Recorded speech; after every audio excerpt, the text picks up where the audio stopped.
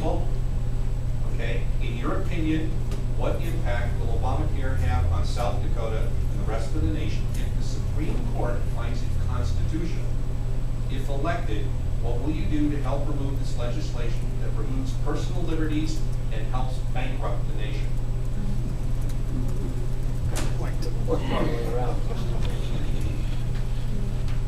Well, Obamacare is a huge problem, and it's my hope that the Supreme Court will overturn that as unconstitutional. I mean, if they don't, Katie barred the door, because there isn't anything that the government can order us to do if they can order us to buy life insurance or health insurance. And you know, they've decimated the Medicare program, trying to fund it. They had to raise 4 years of taxes without a program just to try and get the thing off the ground, and now the costs are coming in 2 and 3 times of what they projected. So it could very well bankrupt this country. There's no doubt about it. Mr. Coe alluded to 2 bills that were passed, I believe, last year that facilitate Obamacare. And I don't know what we're going to do if they pass this thing. I'm going to have to take a long, hard look at it and do everything that I can as a state legislator to oppose it. I'm not sure what we can do to oppose it, because we are a part of a republic here, and you know, if the federal government mandates something, we just can't say that we're not going to do it. I mean, they tried that in 1861 over slavery and had a war over it for 4 years. It may come to that in this country over this. I don't know, or any number of issues. I hope I'm wrong. I hope that we're not faced with that decision, and I hope that the Supreme Court overturns this thing and throws the whole thing out, since they didn't put a severability clause in it, in the Democrats' wisdom in putting this thing out. If they'd have put a severability clause in it, the rest of the legislation could have stayed intact, even though they took out one portion of it. But that's not in the legislation. So if the Supreme Court throws it out, my understanding, they'll throw out the whole thing. That's my hope, and we can go in and repeal those 2 pieces of legislation that were passed last year that helped facilitate it in South Dakota. But I'm glad to see that our Attorney General was one of the Attorney Generals in the country that has got on board to oppose the thing, and there's a number of other ones, and they brought this thing to the Supreme Court, and I certainly hope it's defeated.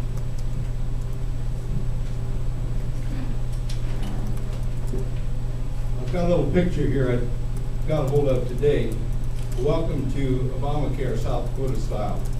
This is the first regional medical clinic here in South Dakota. It says open for business in 2013. I did a little research on this, and I know it was being questioned about this. Governor Dugard said some time ago that he wanted these bills 43 and 38 brought in so that it would let us have our own program.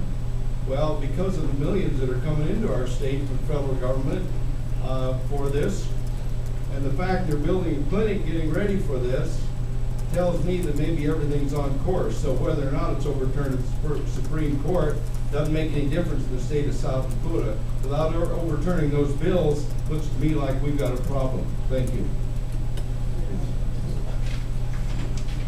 Medicare was just fine until our federal legislators spent the amount of dollars that should have went into that trust fund. We do have an issue with Medicaid. Medicaid is a state issue. Medicare is not. Obama bill is not a state issue. It's a federal issue. It's all in the hands of the Supreme Court. Unfortunately, if they strike down the entire bill, there's a lot of good things that are lost. Bad thing is, people that voted for it never read the bill. It's about this high. It's kind of, you kind of wonder what's going on once in a while there. When we pass that type of legislation, we need to get kind of a handle on. We need to get a handle on this kind of stuff. I'd like to see at least part of that ObamaCare bill stay in effect, and I'm hoping that the Supreme Court doesn't strike down the entire bill. Healthcare is a challenge. ObamaCare was written, 2,700 pages written by young 29-year-olds on steroids. Nobody read it. The closest thing to that type of healthcare is in Massachusetts. I just read today that it may consume 41% of their budget. So we have a problem. We spend 17% of our GDP on healthcare. 17%. We cannot sustain that. I've been looking for the last couple of years, where's a model we can exemplify? Where is it? I've not found it. I'm very frustrated. The nearest country to us is Switzerland, and they're about half of what we spend.